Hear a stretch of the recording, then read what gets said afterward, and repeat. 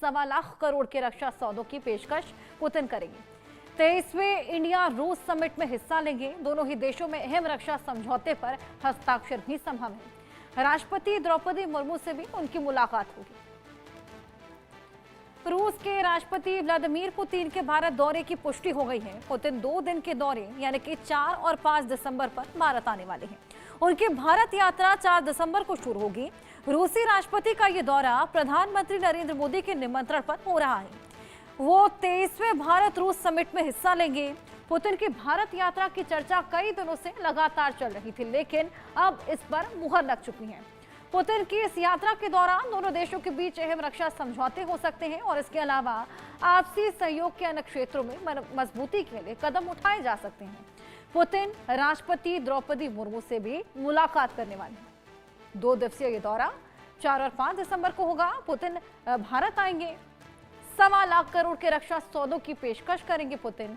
दोनों ही देशों में अहम रक्षा समझौते पर हस्ताक्षर भी संभव है। 23वें इंडिया रूस समिट जिसमें वो हिस्सा लेंगे और रिश्ता यहां पर गहराता हुआ और मजबूत होता हुआ नजर आएगा।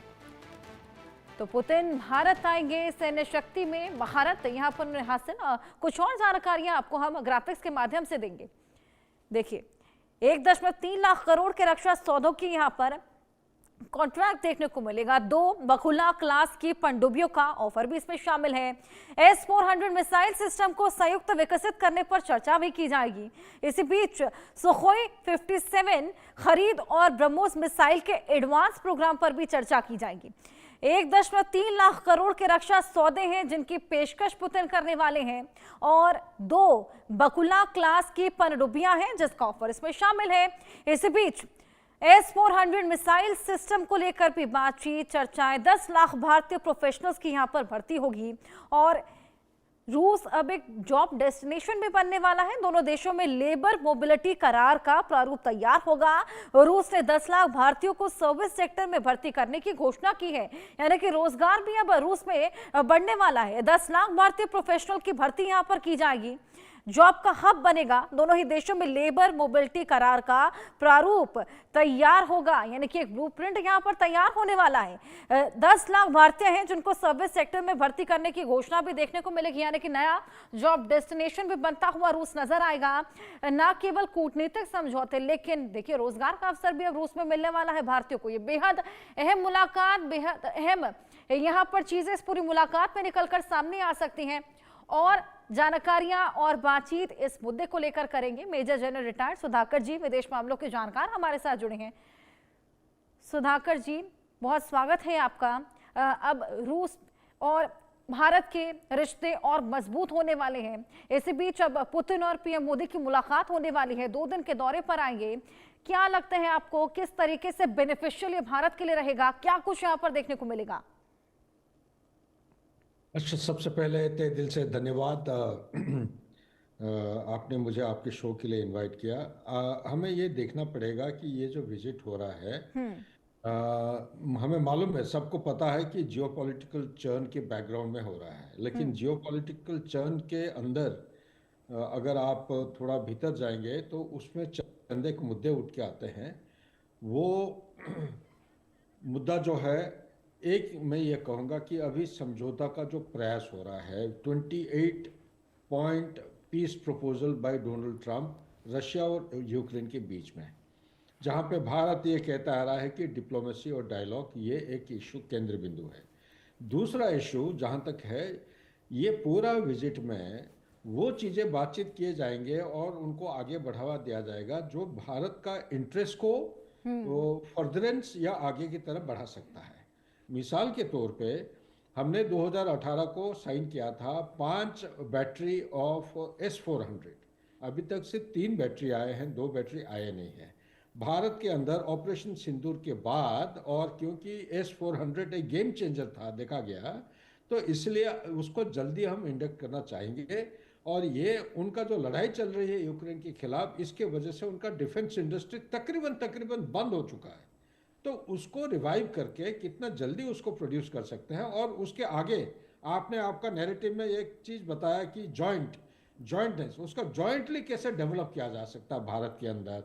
उसका अगला जो अपग्रेड है वो S-500 है, उसका एक्सटेंडेड रेंज है, दुश्मन को काफी दूर से उसको देख के उसको डिस्ट्रॉय करने का वो अंदेशा दे सकता है या संकेत कर सकता है।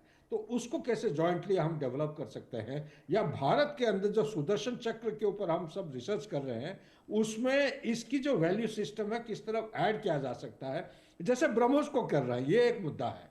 नेक्स्ट मुद्दा है स्पेस, और स्पेस का चंद एक चीजें हैं जो कि भारत काफी आगे, रशिया के साथ काफी गहरा संबंध है, लेकिन इसको आगे, जैसे अभी गगनयान की बात कर रहे हैं हम, एस्ट्रोनॉट वहां भेजना है, इसके विचार। और कल ही मेरे ख्याल से न्यूज में हमारे ऑनरेबल प्रधानमंत्री साहब वो न्यूक्लियर, मॉड्यूलर न्यूक्लियर रिएक्टर की चर्चा किए हैं।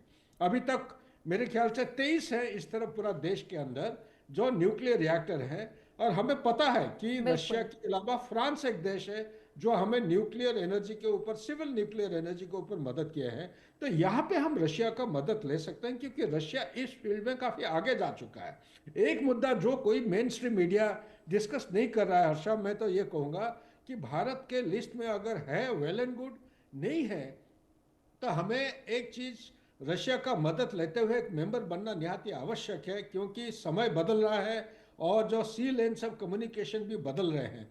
ये जो आर्कटिक है रशिया के साथ जोड़ता हुआ, नॉर्थ सी के साथ साथ, या उनका जो बाल्टिक सी है, ये सारे जो जोड़ता है, ये इसका जो आर्कटिक के साथ जो समुंदर है, ये बर्फ पिघलते जा रहा है। वहाँ पे चाइना, यूएस, रशिया और कनाडा भी काफ़ी हद तक जुड़ा हुआ है। ये सब अपना अपना मेंबरशिप बढ़ाते जा रहे हैं। इसमें भारत को एक अहम मेंबर बनना निहायत आवश्यक है। और उस जो सी लेन्स ऑफ कम्युनिकेशन खुल रहा है, ये बहुत कोई कोई कहते हैं कि करीब 50-53 ट्रिलियन डॉलर का एक इन्वेस्टमेंट, एक कमर्शियल बिजनेस स्टार्ट होने वाला है आने वाले 25-30 साल के अंदर। तो भारत को इसमें जोड़ने की प्रयास करना चाहिए किसी भी हालत में, ये एक चीज है। दूसरा जो व्लादिवोस्टोक टू चेन्नई है, हमारा जो ईस्टर्न लेन्स ऑफ कम्युनिकेशन हमने खोला है, ऑल्टरनेट रूट अभी खोलने की कोशिश कर रहे हैं, क्योंकि चाबहार के ऊपर कभी सैंक्शन हो जाता है, कभी नहीं होता है। तो नॉर्थ साउथ जो 7200 किलोमीटर का जो लिंकेज है, मल्टी मॉडल ट्रांसपोर्टेशन, उसका एक ऑल्टरनेट हम व्लादिवोस्टोक के साथ उसको कैसा कामयाब हासिल कर सकते हैं, क्योंकि व्लादिवोस्टोक का जो रूट है ये साउथ चाइना सी के बीच में से गुजर रहा है। Last but not the list, उसके बाद अगर कोई स्पेसिफिक सवाल होगा उसका जवाब दूंगा।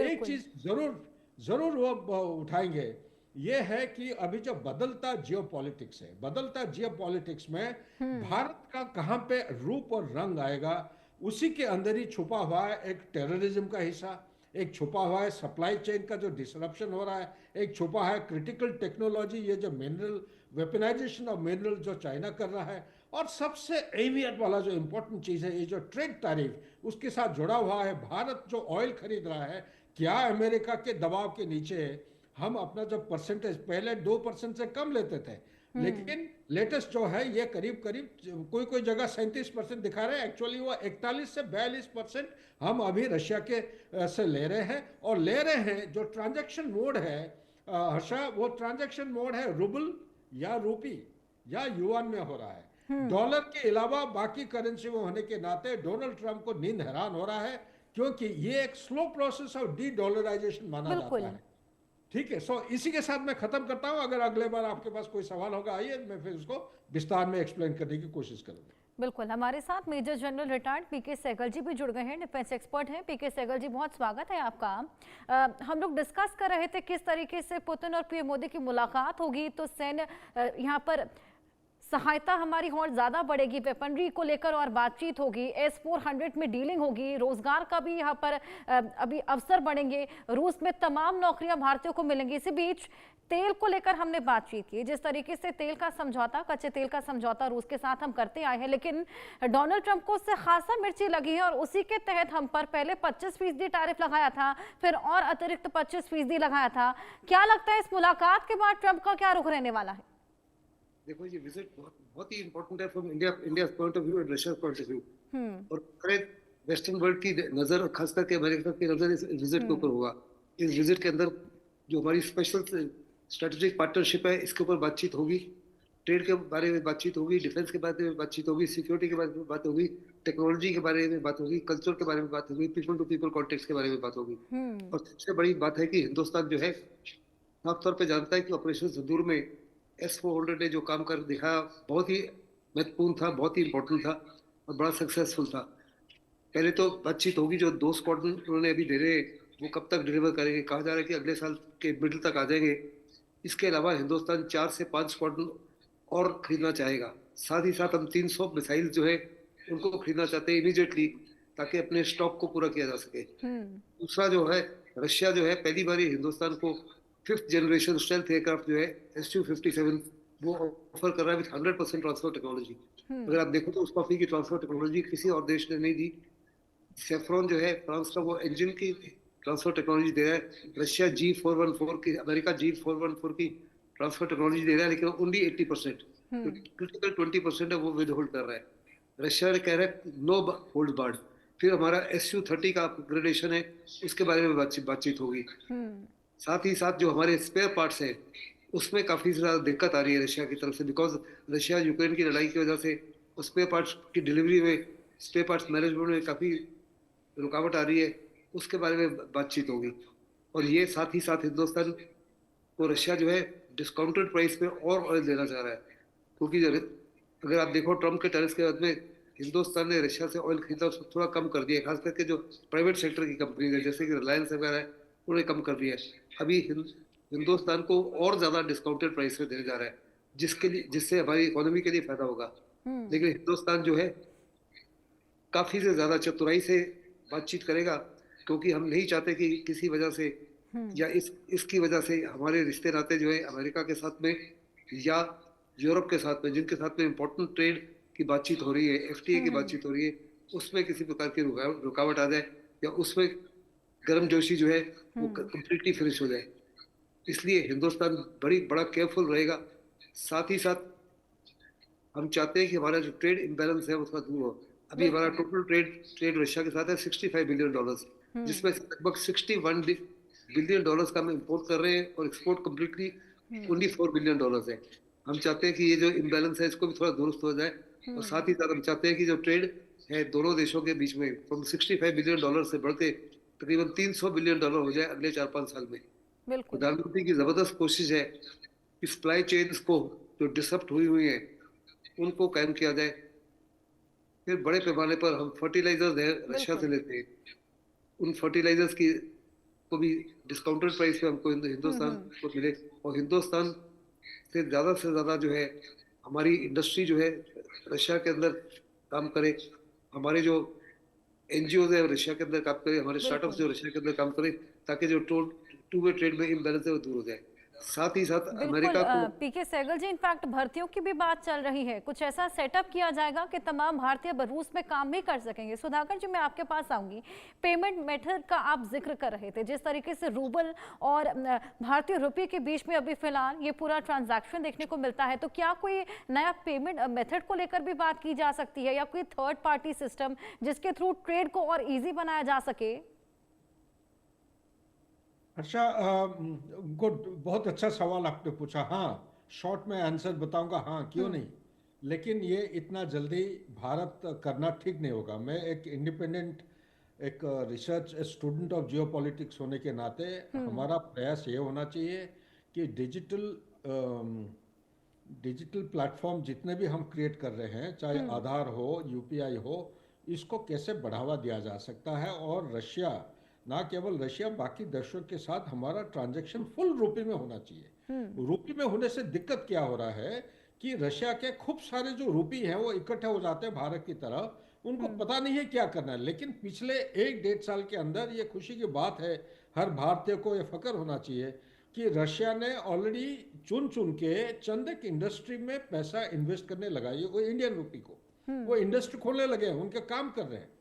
दूसरी बात, ये जो आप कह रहे हैं कि जो युआन, मैं तो कह रहा हूं कि युआन को कभी टच नहीं करना चाहिए कभी, क्योंकि युआन को टच करते हैं आप चाइना की तरफ आप प्ले कर रहे हैं, you are playing into the hands of China. I do not recommend.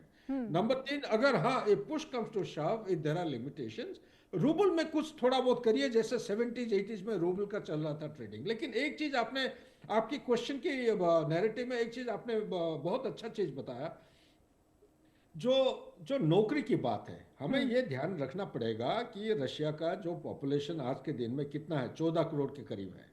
उनका मीडियन एज अगर देखेंगे, median age is one of the highest in the world. सबसे ज़्यादा मेरे ख्याल से जापान का, चाइना का है, सॉरी जापान का है, करीब 50 साल के करीब है। ये है इनका मीडियन एज 40-41 साल हो गया है। तो 41 साल का मतलब ये है कि इनका फैक्ट्री और इंडस्ट्री में काम करने वाले बहुत कम हैं।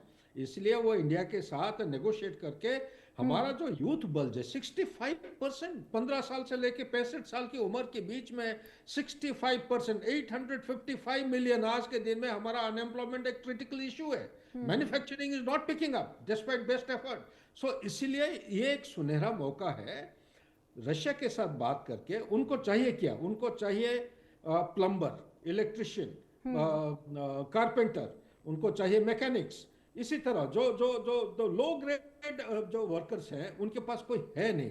तो लेकिन सुधाकर जी, अभी जिस तरीके से रूस और यूक्रेन के बीच में जो तनाव चल रहा है, जो बहुत ज्यादा लंबा भी खिंचता जा रहा है, ऐसे में यहाँ से वहां के अगर लोग जाते भी हैं तो क्या वो सेफ रहेगा? देखो हर्षा, अंतर्राष्ट्रीय लेवल में बहुत अच्छा मुद्दा आपने उठाया, क्योंकि यही सारे नाम लेके ले जाते हैं रशिया में और देखने में मिलता है कि लड़ाई के मैदान में वो पकड़े गए हैं। बिल्कुल। ठीक है कि नहीं? इसका एक रोकथाम का रास्ता है। उसका policy formulation, transparency, accountability, checks and balances, ये अगर हम अख्तियार कर लेंगे दोनों देश के बीच में, काफी हद तक ये बंद हो जाएगा। इसमें ना, क्योंकि जो ऊंचे लेवल में उनका जो फॉरेन सेक्रेटरी है वो कुछ कह रहे हैं और ग्राउंड में जाके चेक करते हैं वो तालमेल नहीं है। उनका जो हायरार्की है, ऊपर वाला क्या कह रहा है नीचे वालों को पता नहीं है, नीचे वाला क्या कर रहा है ऊपर वाले को पता नहीं। तो there is a requirement Russia की तरफ से इसको स्ट्रीमलाइन करना। There is a requirement country to country ये पूरा पॉलिसी फॉर्मुलेट करके एक स्ट्रेटेजिक पार्टनरशिप, अभी जो हमने बोल रहे हैं कि एवरग्रीन स्ट्रेटेजिक पार्टनर, उसमें एक पहलू आना निहायत आवश्यक है। लेकिन एक इंपॉर्टेंट चीज आप जो कह रहे हो कि रशिया के पास हम हाइपरसोनिक ब्रह्मोस का डेवलप कर रहे हैं जॉइंटली, इसी तरह रशिया ने अभी थोड़े दिन पहले पोसाइडन, एक अंडर वाटर ड्रोन, ये आने वाले समय में अगला जो लड़ाई है, एक तो स्पेस की लड़ाई अभी तक हम देख रहे हैं हो रहा है हर जगह, लेकिन ये जो अंडर वाटर ड्रोन वाला है ये एक बहुत खतरनाक, एक कटिंग एज टेक्नोलॉजी जो कि भारत के पास मेरे जानकारी के मुताबिक नहीं है। ये बहुत इंपॉर्टेंट है। ये ना केवल रेंज बल्कि स्टेल्थ और हाई स्पीड के साथ ये दुश्मन का सबमरीन को ये अटैक कर सकता है। इसके पास, अमेरिका के पास कोई रोकथाम की नहीं है। तीसरा चीज यहीं पे बोलना चाहता हूं, उनके पास जो हथियार है ना, उसको बोलते हैं ओरेनशिक। ओरेनशिक एक ऐसा मिसाइल सिस्टम है, हाइपोसोनिक मिसाइल, जो 8 से 11 मैक के स्पीड में जाता है। बिल्कुल। ऑल इन ऑल देखा जाए तो बेहद पॉजिटिव और बेहद फायदेमंद